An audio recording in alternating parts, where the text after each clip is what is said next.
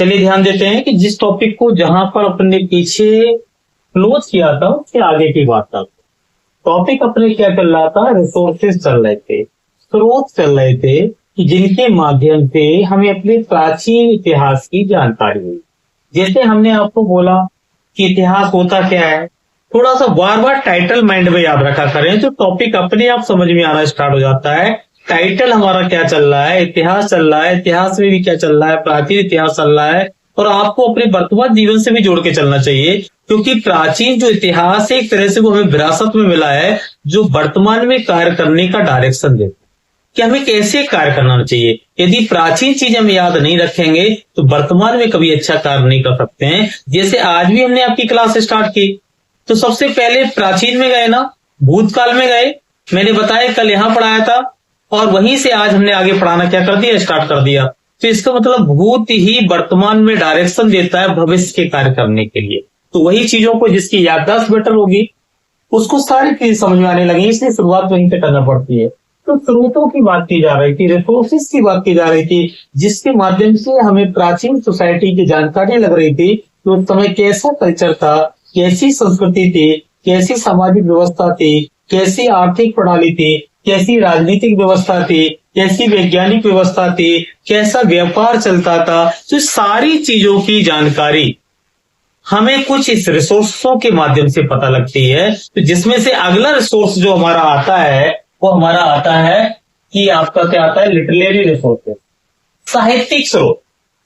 साहित्यिक स्रोत का मतलब क्या होता है, साहित्य क्या होता है, साहित्य का मतलब क्या हो जाता है, जो दार्शनिक रूप से चीजें हैं, आइडियोलॉजिकल हैं, वैचारिक चीजें हैं, जिनको प्रूफ नहीं कर सकते, वो सारी चीजें दार्शनिक होती हैं। लेकिन कहीं ना कहीं दार्शनिक विचारों को जो प्रैक्टिकली दुनिया में लेकर के आते हैं तो उसके कुछ ना कुछ आउटपुट मिलते हैं, तब वो सारी चीजें प्रूफ हो जाती हैं। इसलिए हम लिटरेरी स्रोतों का भी अध्ययन करते हैं। जैसे ही हमारे समाज के लिए कहीं ना कहीं क्या होते हैं, प्रेरणा के स्रोत होते हैं। तो उसमें से अपन देखते हैं कि 4 वेद आए, उसके अलावा देखते हैं कि रामायण महाभारत, जो हमारी आपको देखते हैं कि रामायण महाभारत कुछ हमारी क्या गई स्मृतियां अंडरलाइन करते चलेंगे। तो उसके अलावा हमारे धर्म सूत्र आए, कुछ हमारे एपिक्स आए, महाकाव्य हैं, जैन और बौद्ध ग्रंथ भी है। इस तरह से कुछ हमारी पोएट्री आई यानी कविताएं आ गई, कुछ हमारे संगम से हैं। उसके बाद अपन देख रहे हैं कुछ हमारे नाटक हैं, कुछ हमारे इस तरह के ड्रामा जो वगैरह जो आपके हैं। ये सारी चीजों से हमें प्राचीन समय की क्या मिलती है, जानकारी मिलती है कि प्राचीन समय में किस प्रकार की ऐसी ऐसी एक्टिविटीज देखने को हमें मिलती रही है। तो देखिए इसका मतलब ये सारी कंडीशंस आपके सामने आती हुई चली जा रही है। अब इन्हीं की जानकारियां आगे चल के देखने को मिलती चली जाएंगी। तो एक ये भी रीजन हो गया। अगला हमारा आता है अन्य स्रोत क्या है, अदर। कुछ छोटी छोटी चीजें भी हमें और भी मिली हुई हैं जिनके माध्यम से हम प्राचीन इतिहास के बारे में जानकारियां लेते हैं। प्राचीन इतिहास के कुछ ना कुछ एविडेंस हमें ऐसे देखने को मिलते हैं जो प्राचीन इतिहास की इंफॉर्मेशन प्रदान करते हैं उस समय की कार्यप्रणालियां कैसी थी। तो उसमें से अगला हमारा आता है अदर मेजर सोर्सेस आता है, और अदर मेजर सोर्सेस में हमारा जो आता है, जैसे हम देखते हैं पुराण की बात करते हैं तो कई बार क्वेश्चन आ चुका है जो हमारा पुराण है। तो पुराण हमें क्या प्रोवाइड करता है, पुराण के माध्यम से क्या पता पड़ता है कि हमें ऐसी इंफॉर्मेशन प्रोवाइड करता है जो कहीं ना कहीं किसकी हिस्ट्री को प्रोवाइड करती है, किस समय की बात करती है, गुप्त पीरियड की बात करती है। तो क्वेश्चन पूछ ले जाता है कि भैया जो वंशावली है इतिहास की अपन देख रहे हैं कि जानकारी प्रदान की है किस गुप्त शासन। तो क्वेश्चन पूछा जाता है कि गुप्त शासन की जानकारी प्राचीन काल में हमें किस लिटरेरी स्रोत से मिलती है, किससे मिलती है। तो अपन को पता पड़ गया कि किससे मिल रही है, हमें पुराणों से पता। क्लियर हो गया। दूसरा क्वेश्चन आपका बनकर आ जाता है, अगला क्वेश्चन आपका क्या बनकर आ रहा है कि वेरी वेरी इंपॉर्टेंट है, राज तरंगड़ी जो लिखा हुआ है आप देख रहे हैं नेक्स्ट पॉइंट में, राज तरंगड़ी कई बार क्वेश्चन आया है। एक फेमस बुक है, ये क्या है, एक फेमस बुक है और किसके द्वारा रिटर्न की गई है, कल्हड़ के द्वारा। किसके द्वारा रिटर्न की गई है, कल्हड़ के द्वारा रिटर्न की गई है। अब इस बुक का रिलेशन क्या है, तो जो अभी मैं आपको समझा रहा था कि सामाजिक और राजनीतिक, तो सामाजिक और राजनीतिक की बात इसमें जो की गई है और एक कब से कब की है, 12वीं शताब्दी की। और इसमें जो वर्णन किससे किया गया है, कश्मीर का किया। तो इससे मतलब क्वेश्चन आपके सामने देखने को मिल रहा है कि जो सोशल एंड पॉलिटिकल लाइफ की बात की गई है, तो कश्मीर की जीवन शैली की बात बताई गई है, वो भी कब की, 12th सेंचुरी। तो क्वेश्चन क्या बनता है, क्वेश्चन ये बनता है कि राज तंगड़ी क्या है, एक फेमस बुक है, किसके द्वारा लिखी गई है, तो आपको पता पड़ गया कि कल्हड़ के द्वारा लिखी गई है। उससे पूछा जाता है कि कब के संबंध करती है, तो 12th सेंचुरी की बात करती है। इसमें किसका डिस्क्रिप्शन देखने को मिलता है, तो कश्मीर का डिस्क्रिप्शन देखने को मिलता है। और इस पुस्तक में कश्मीर का जो डिस्क्रिप्शन दिया गया है वो किस विषय को लेकर दिया गया है, तो वहां की जो पॉलिटिकल गतिविधियां थी, जो सोशल गतिविधियां थी, एक्टिविटीज थी, उसका वर्णन राज तंगड़ी में देखने को मिलता है। तो मैंने उस दिन भी बताया था ना समाज के बारे में, तो इस सब समाज की पार्टों को तो अध्ययन किया जा रहा है ना।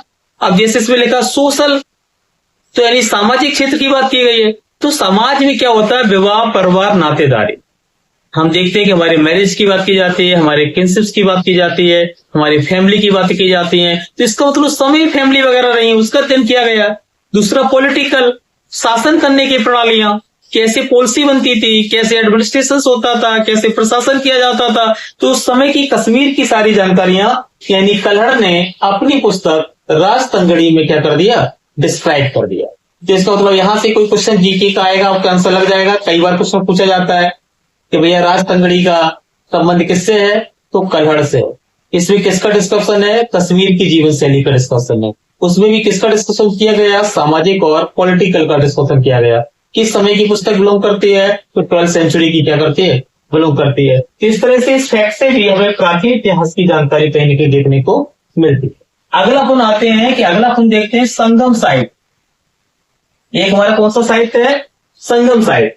और दूसरी इसमें अंडरलाइन क्या करेंगे, तमिलनाडु के डेल्टा में रहने वाले लोगों की जीवन शैली का इसमें हमें क्या मिलती है, जानकारी मिलती है। तो हम ये देख रहे हैं कि जो संगम साहित्य है ये हमारे दक्षिण भारत से जुड़ा हुआ है, और ऐसा साहित्य है जिसमें क्या किया गया है कि संगम का मतलब ही हो जाता है कि जब बहुत सारी चीजें ज्वाइंट एक साथ हो जाती हैं उसको संगम बोलते हैं।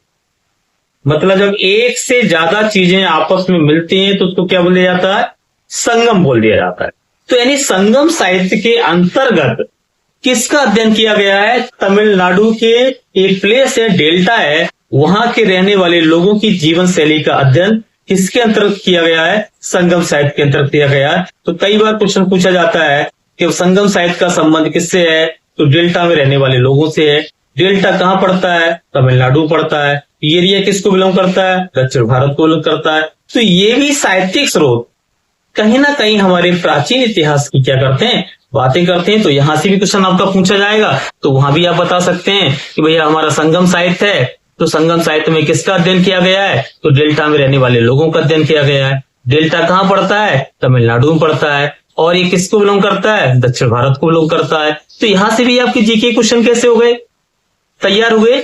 अगला स्रोत आपको देखते हैं कि हमारे यहाँ कवियों में महान कवियों को यदि गिना गया है तो कालिदास जी को लिया गया, क्योंकि कालिदास जी के बहुत सारे ऐसे ड्रामा हैं, देख रहे हैं जैसे कालिदास की बात की जा रहे हैं, तो कालिदास ने क्या किया, बहुत सारी पोएट्री लिखी है, बहुत सारे प्लेस नाटक किए हैं, बहुत सारे क्या किए, ड्रामा की बात की है। तो अपन देख रहे हैं कि उनके नाटक वगैरह को भी इसमें कहीं ना कहीं शामिल किया है, कर लिया गया है, क्योंकि कालिदास एक ऐसे कवि रहे हैं, एक ऐसे लेखक रहे हैं, तो उनका इतिहास में बहुत बड़ा योगदान देखने को मिलता है। ये तो अभी जनरली बात यहाँ की जा रही है, जब अपन मेंस में अध्ययन करेंगे तो इनके बारे में बहुत कुछ अपन को एक्सप्रेशन देखने को क्या है मिलता है। तो कालिदास के द्वारा बहुत सारी कृतियां लिखी गई, कुछ नाटक लिखे गए, कुछ ड्रामा लिखे गए, कुछ कविताएं लिखी गई, कुछ स्टोरियां भी लिखी गई, तो बहुत सारी चीजों को उन्होंने एक्सप्लेन किया।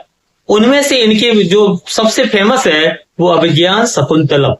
तो कई बार क्वेश्चन पूछा गया कि अभिज्ञान शकुंतलम किसके द्वारा रचित कृति है, तो हमें पता पड़ गया किसके द्वारा है, कालिदास के द्वारा है। क्लियर हो गई बात। तो इसका मतलब ये भी एक स्रोत ऐसा है जो हमारे प्राचीन इतिहास की क्या करता है, बात करता है।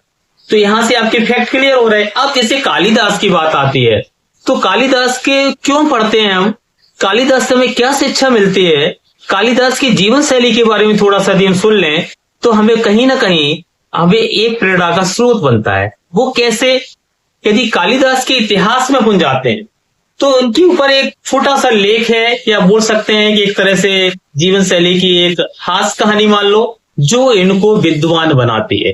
तो कालिदास को पढ़ने का मतलब होता है कि इंसान के अंदर एक ऐसी प्रेरणा आती है कि एक अनपढ़ व्यक्ति, एक गंवार व्यक्ति भी एक विद्वान व्यक्ति बन सकता है। ये कालिदास से प्रेरणा मिलती है। इसलिए हमें अपनी लाइफ में कभी नहीं सोचना चाहिए कि हम टैलेंट नहीं है।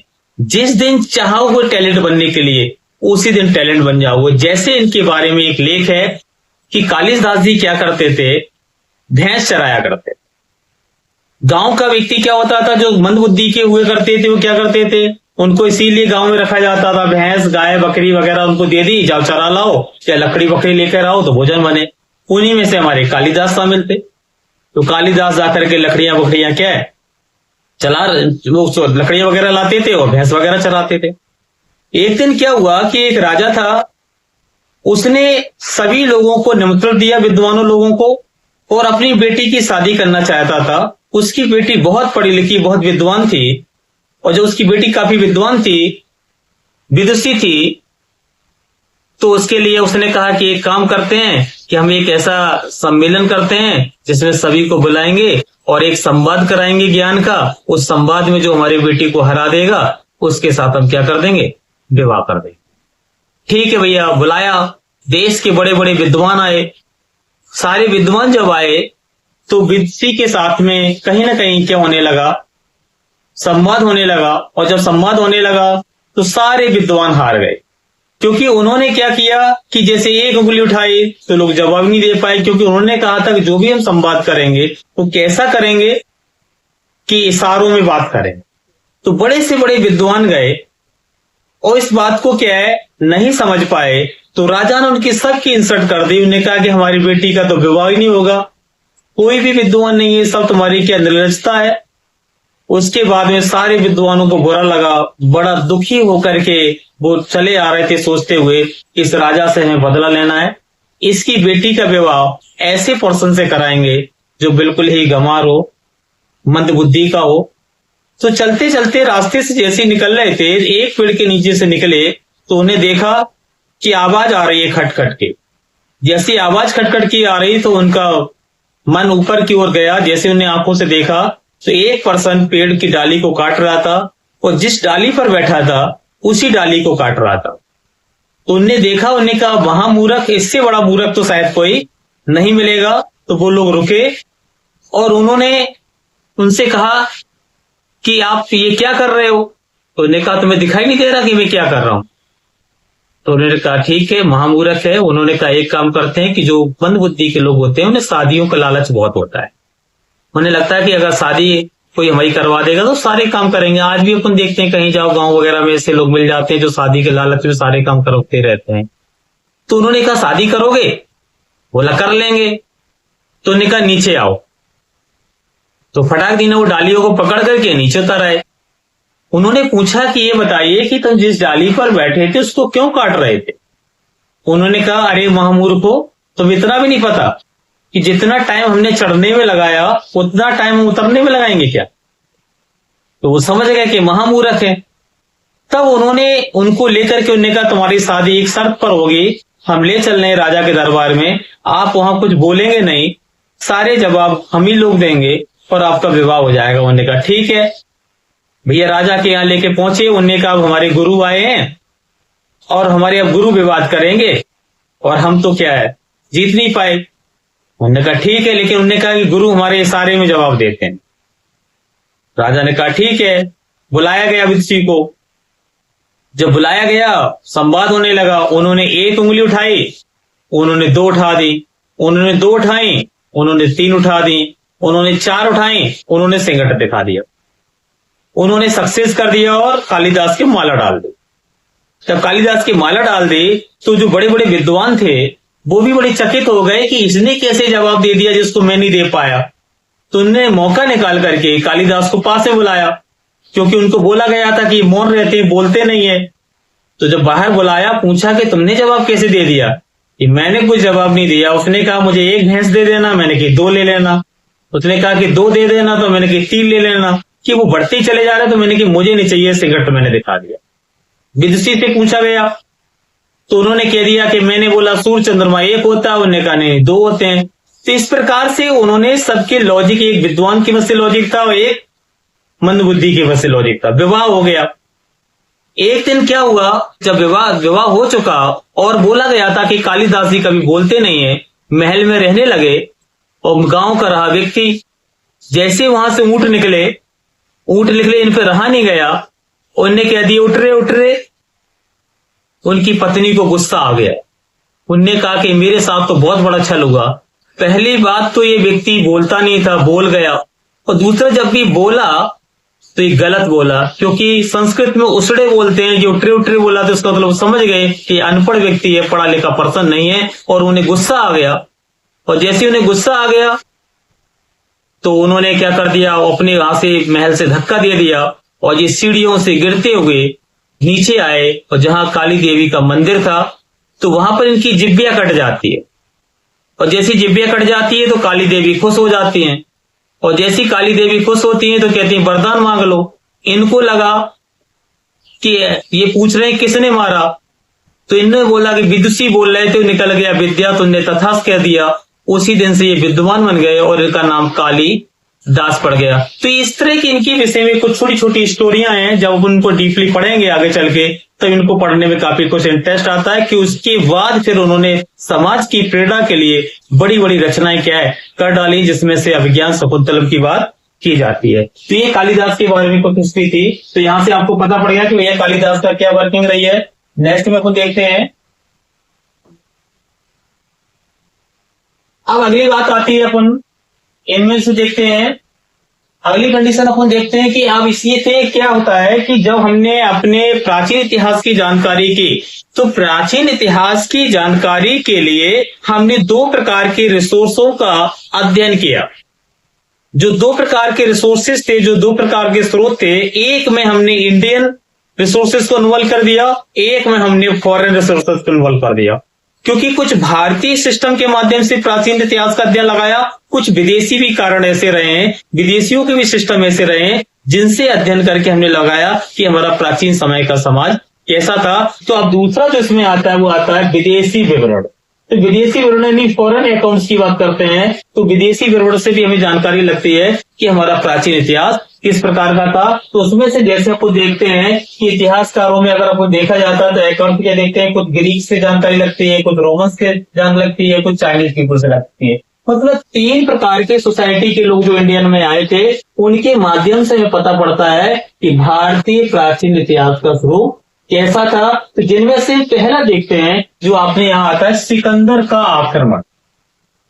तो सिकंदर का आक्रमण एक ऐसा है, पूछा जाएगा किसका स्रोत है, तो आपको पता पड़ गया किसका स्रोत होता है, ग्रीक स्रोत है। सिकंदर का आक्रमण का वर्णन किसने किया गया है, ग्रीक स्रोत की बात कर दी गई। और इसमें क्या बोला गया है कि कहीं ना कहीं आप देख रहे हैं कि इसको पूरी तरह से रिपीट किया गया, दोबारा से क्या किया गया, लिखा गया। तो कुछ पूछ लिया जाता है कि सिकंदर का आक्रमण किस सिस्टम में है, तो आपको पता पड़ गया ग्रीक स्रोत से है। इसको सेकंड बार कहीं ना कहीं क्या है, कंप्यूटर रूप से रिटर्न किया गया है। तो इस सिकंदर का जो आक्रमण है ये भी प्राचीन इतिहास की जानकारी करता है। दूसरा वेरी वेरी इंपोर्टेंट है, कई बार क्वेश्चन आता है कि इंडिका जो पुस्तक है ये किसके द्वारा लिखी गई है। मोस्ट एंड मोस्ट इंपोर्टेंट है, कई बार क्वेश्चन आता है। तो इंडिका जो पुस्तक है वो किसके द्वारा लिखी गई है, मेगास्थनीज के द्वारा लिखी गई। अब कई बार क्वेश्चन पूछा गया है कि इंडिका जो पुस्तक है मेगास्थनीज ने लिखी है, तो इसमें किसका डिस्क्रिप्शन किया है। तो इसमें जो डिस्क्रिप्शन देखने को मिलता है वो हमें किसका डिस्क्रिप्शन देखने को मिलता है, मौर्य काल के बारे में जानकारी हमें देखने को मिलती है। तो indica provides information about Maurya period. तो जो हमारा मौर्य काल था, जो हमारा मौर्य समाज था, उस समाज की, उस शासन काल की सारी जानकारी एवरेज हमें जो देखने को मिलती है वो इंडिका मिलती है। तो ऐसा माना जाता था कि मेगास्थनीज यानी मौर्य काल में भारत आया, पाकर के उसने कहीं ना कहीं इस तरह की चीजों का अध्ययन किया। उस समय की शासन प्रणाली को बताया होगा, कैसी राजनीतिक प्रणाली थी, कैसी सामाजिक प्रणाली थी, कैसी आर्थिक प्रणाली थी। इस तरह के वर्णन हमें इस पुस्तक से देखने को मिलते। ये भी पुस्तक बताती है कि प्राचीन इतिहास हमारा कैसा था। तो पेपर में क्वेश्चन कैसे पूछा जाता है, इंडिका पुस्तक का लेखक कौन था, तो मेगास्थनीज था।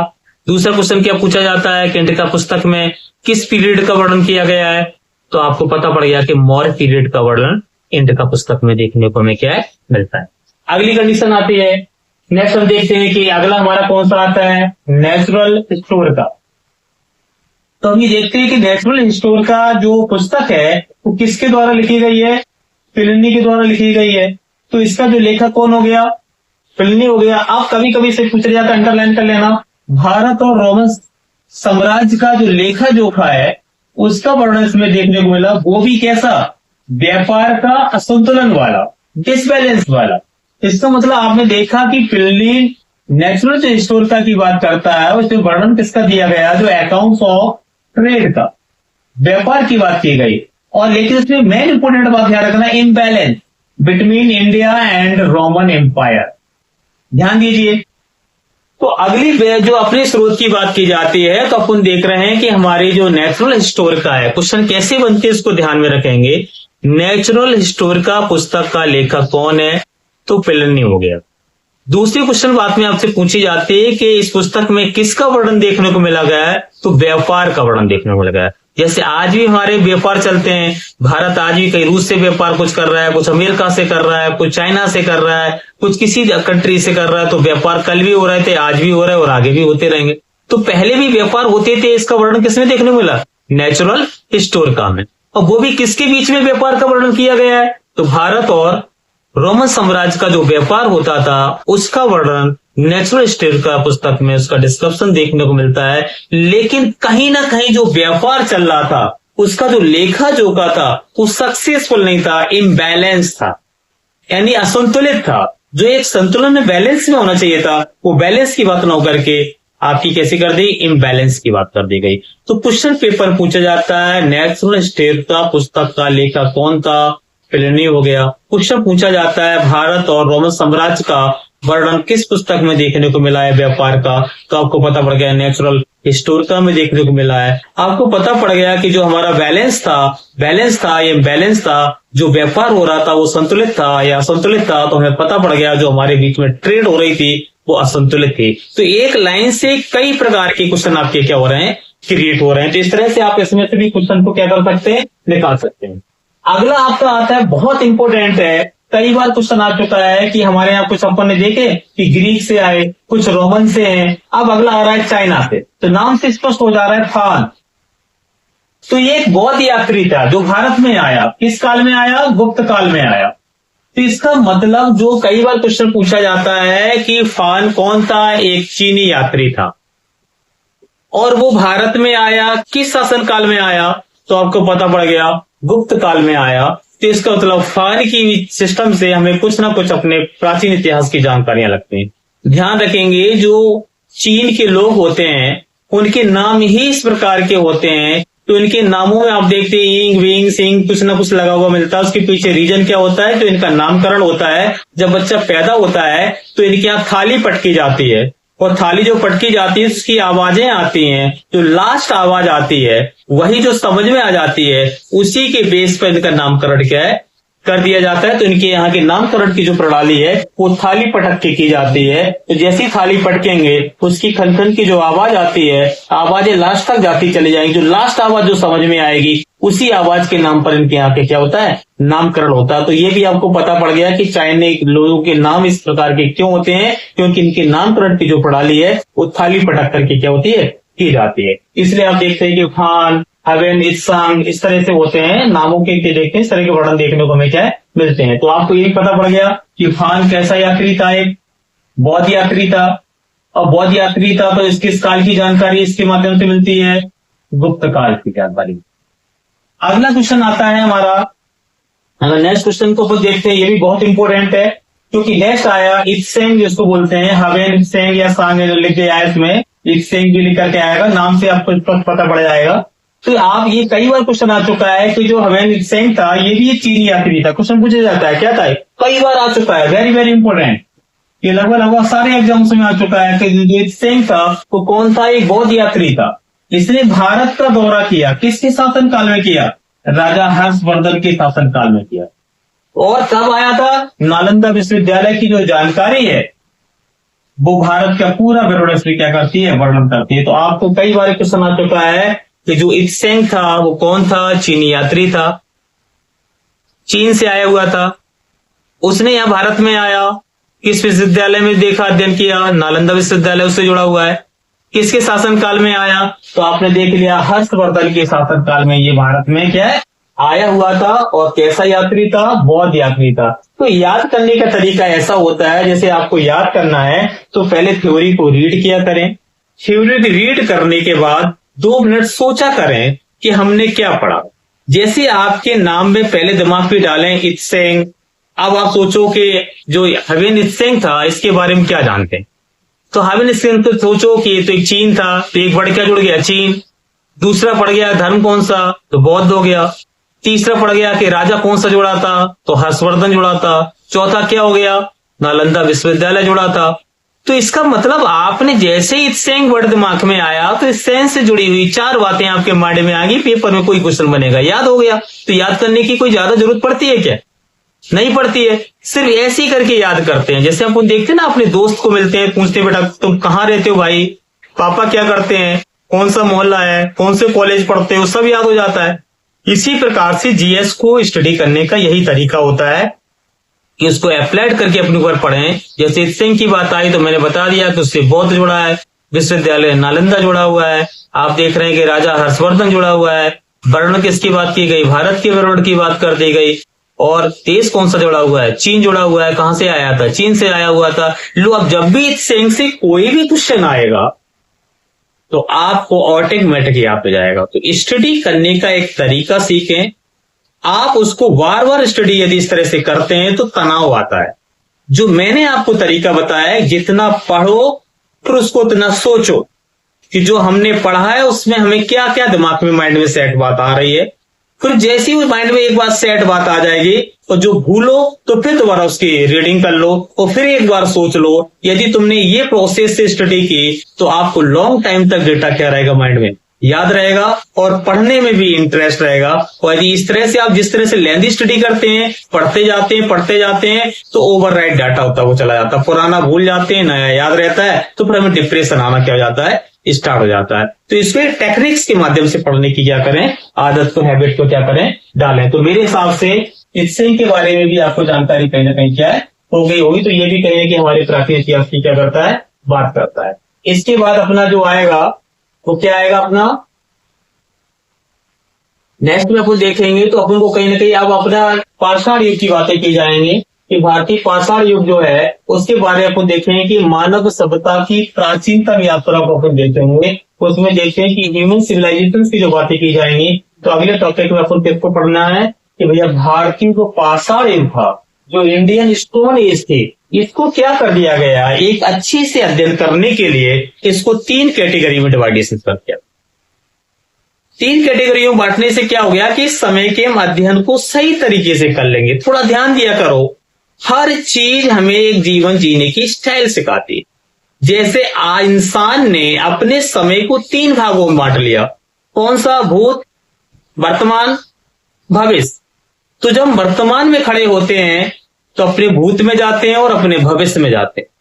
तो इसका मतलब हमें कोई भी चीज आसानी से समझ में आ जाती है कि कल हम ऐसे दिखते थे और आज हम ऐसे दिखने लगे। यदि तुम अपने भूत में नहीं जाओगे तो तुम अपने चेहरे को भी नहीं पहचान पाओगे। आप देखते हो डेली सुबह जागते हो, सबसे पहले लेदर पर खड़े हो जाते हो, अपने चेहरा देखते हो, लेकिन कभी तुम्हें आभास हुआ कि आज हमारा चेहरा इतना परिवर्तित हुआ?